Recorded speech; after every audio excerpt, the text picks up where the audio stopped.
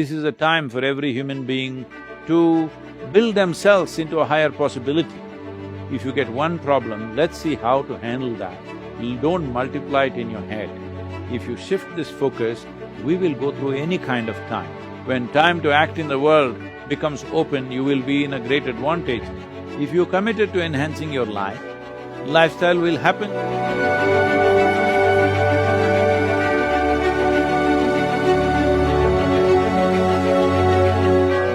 Right now, there is just so much suffering that and you open the TV or the internet or everywhere. How does one cope? I mean, is it the same way, meditation and praying, or is it staying present or your breath? The things you often talk about, are those things relevant? Is there something else people should do right now to just cope, and not lose hope? Young kids are telling me we'll never get a job. What is going to happen to my life? It's like, what would you say to such people? See, one thing is, a whole lot of people in the world go about like they're immortal. Now, mortality is staring in your face like never before, probably. So this is one thing that's upsetting people.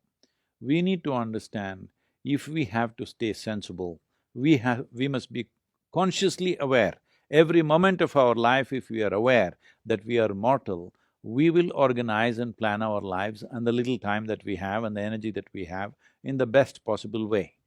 This idea that other people die, no, you and me will die. We want to complete our time and die, that's all. There's no such thing as we will not die. But everybody thinks other people die. No, you and me will die, that goes for everybody. We are all mortal creatures, we are all dying kind, all right? Now with the virus, it's staring in our face, but it was always staring in our face and we were missing the point.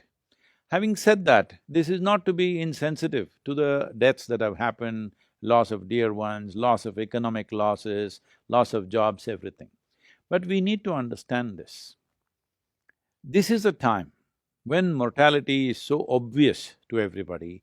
This is a time to understand our focus should be on the nature of our life and the quality of this life. Right now, most people's focus is on their lifestyle. So everybody's crying about the loss of lifestyle. I'm saying if you have life, it's good enough. Lifestyle is just of our times. If all of us were here 1,000 years ago, maybe all of us would be living in huts. Those people that you think in Mumbai are very poor, maybe we would be in same kind of squalor and we wouldn't mind, we thought it's fine, all right? So right now, somebody else is living in a better house, comparing myself to that person, now I suffer my home. This need not be so. Do not be committed to lifestyle. Your commitment should be to make this life as beautiful as possible. If you shift this focus, we will go through any kind of time. We must understand this compared to previous generations of people. There were world wars, there were famines, there were terrible events that happened in the world, and including in India, all right? This generation, we've not seen anything like that. This is a bad one, but still it's a soft ball. If you behave responsibly, it is not going to hit you. However responsible you are, if a war is happening, bombs would, bullets and bombs would just kill you, it doesn't matter where you are. Today, unfortunately in India, we have this problem because I've been talking to so many people, I'm saying this. People think war means it happens on the border. No, it is happening on the border, it is happening on the border because a few brave men and women are standing there, and because of their efficiency, it is happening only on the border. If they don't stand there, it will be happening in Delhi. If our soldiers are not doing their job well, their soldiers, the enemy soldiers will be walking on the streets, all right? And you know all the terrible things that have happened with the past invasions. Don't forget that. I'm saying that way, as a generation of people, in terms of comforts and conveniences, no generation ever had these kind of comforts and conveniences. No generation had survival better organized than this generation. We just have to make sure nobody starves, that's all.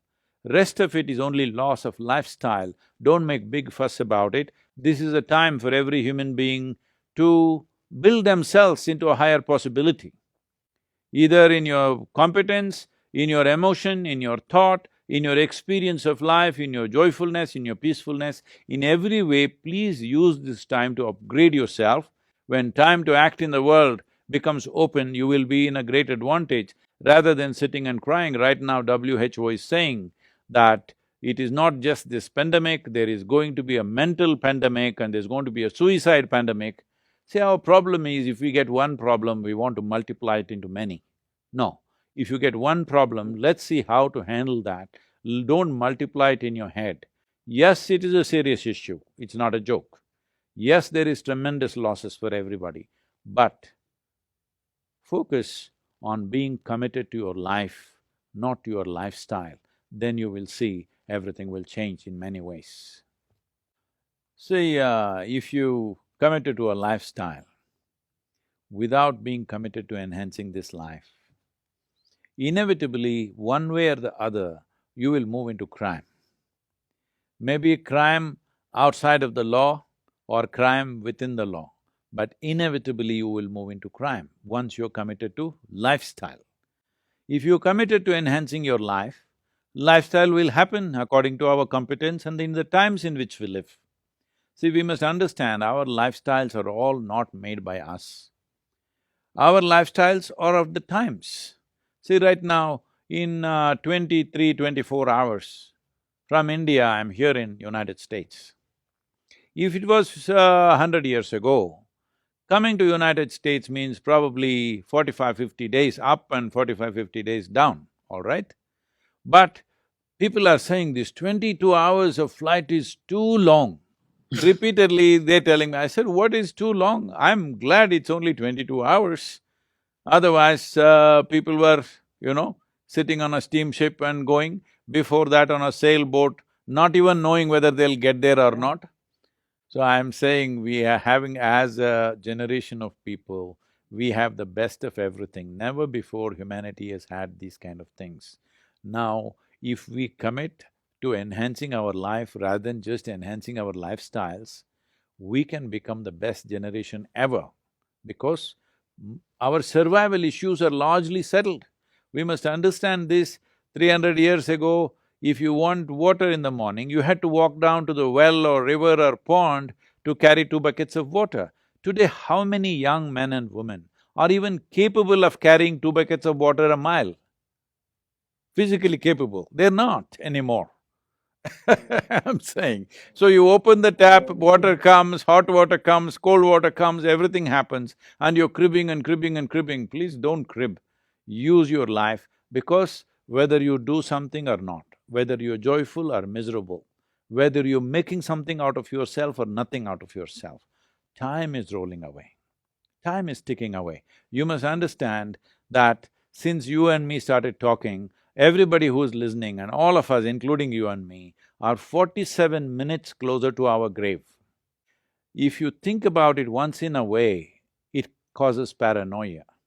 But if you listen to the body, every beat in the body, it is clearly saying it is mortal, all right? Always it is reminding you it is mortal. If you are conscious every moment of your life, well, you wouldn't want to waste one moment doing something that doesn't mean anything to you. You would do only what truly matters to you. If all of us were doing only what genuinely matters to us, we will be living in a fantastic world, pandemic or no pandemic.